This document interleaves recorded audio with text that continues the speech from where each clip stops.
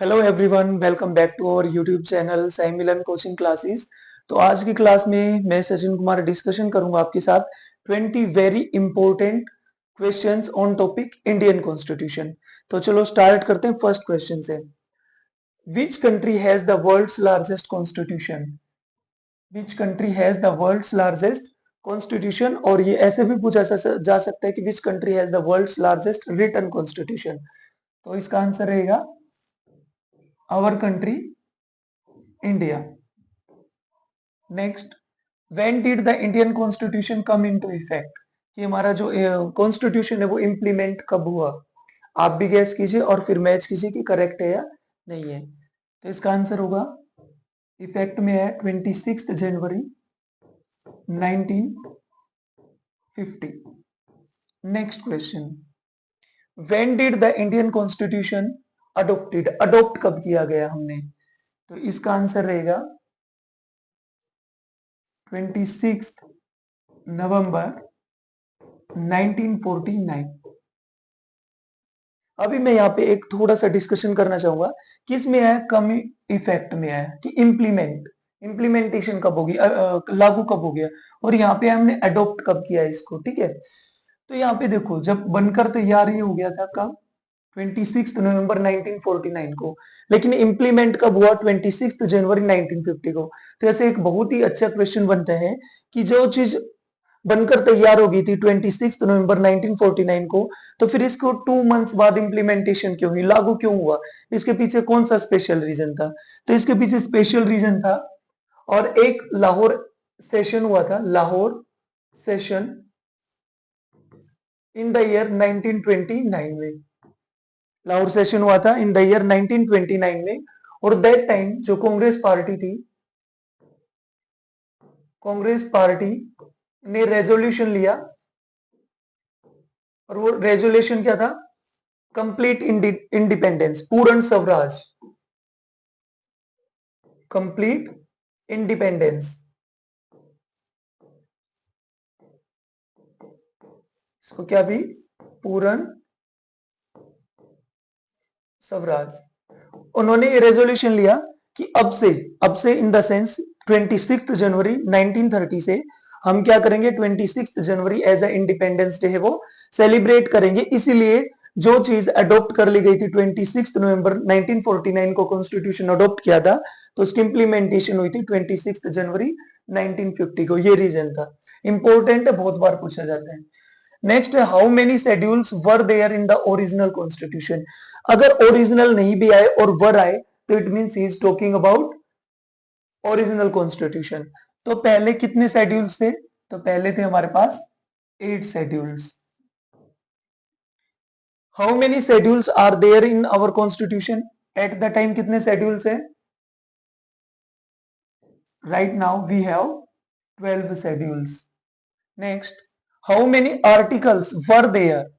Articles were there in our constitution. Original constitution में कितने articles थे, बताइए? तो इसका रहेगा 395। 395। Next, how many articles are there in our constitution? At the present कितने आर्टिकल्स हैं? आंसर रहेगा 448 आर्टिकल्स।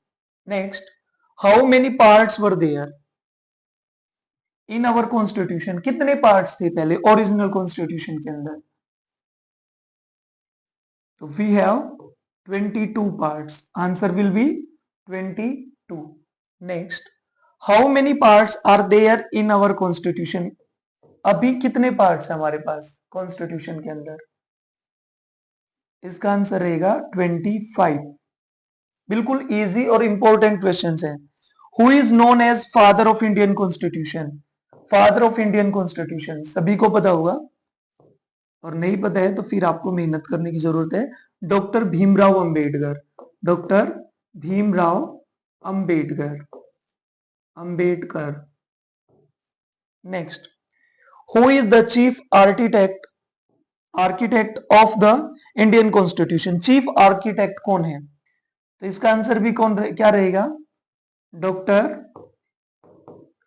भीमराव अंबेडकर। एक और चीज मैं बता दूं, एक drafting committee,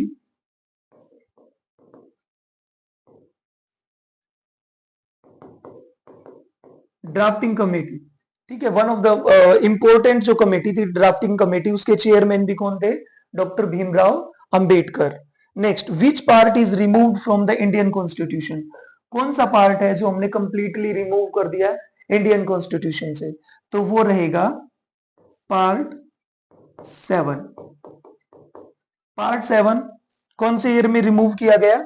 in the year 1956 में। 1956 में इसमें क्या था कि पार्ट 7 में स्टेट्स को 3 पार्ट्स में डिवाइड कर रखा था, ए बी सी। जो बी पार्ट है इसमें क्या थी? प्रिंसली स्टेट्स थी, जो रिमूव किया गया प्रिंसली स्टेट्स थी। अब जब भी स्टेट्स हैं, जो जितनी भी प्रिंसली जिनके ऊपर किंग रूल करते थे, अब सभी स्टेट्स किस में मिक्सअप हो गई थी? इंडिया में आ गई थी। तो इसलिए जो पार्ट 7 है वो कंप्लीटली रिमूव कर दिया गया था। तो ये ध्यान रखना है कि कौन सा पार्ट है वो कंप्लीटली रिमूव किया गया इंडियन कॉन्स्टिट्यूशन से, part 7। Next, in which year first amendment of the constitution take place? कौन से ईयर में अमेंडमेंट, पहला अमेंडमेंट हुआ था? तो ये रहा था in the year 1950, in the year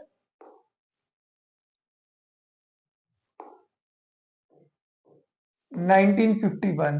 amendment क्या होता है? अमेंडमेंट टू ऐड और remove something in the constitution, कुछ बदलाव लेके आना, कोई चीज ऐड करना, रिमूव करना, उसके अंदर संशोधन करना। Next, how many fundamental rights were there originally? हमारे पास ओरिजिनल कॉन्स्टिट्यूशन में कितने फंडामेंटल राइट्स थे? तो वी हैव 7 फंडामेंटल राइट। अब आप कहोगे कि सर 7th कौन सा था? तो वो 7th जो रिमूव हुआ है एक, वो था आपका right to property.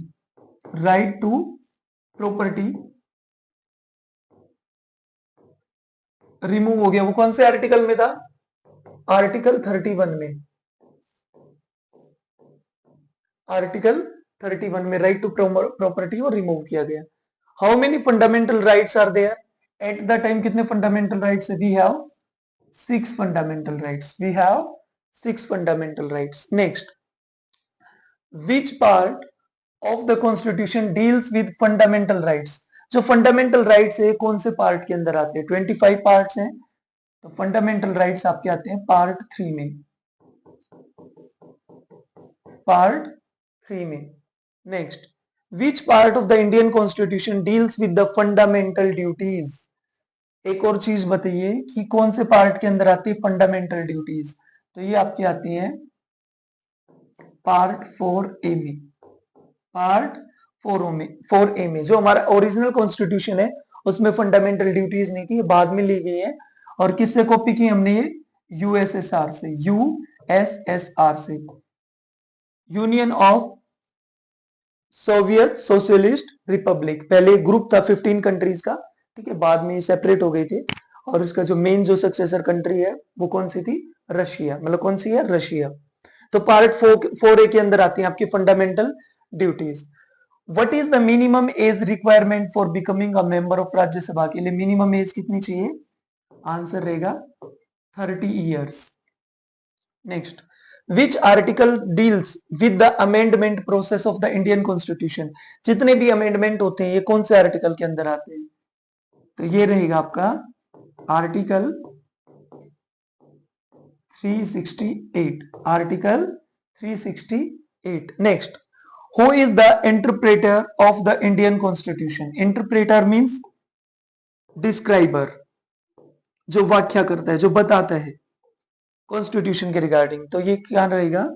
Supreme court of India. Supreme court of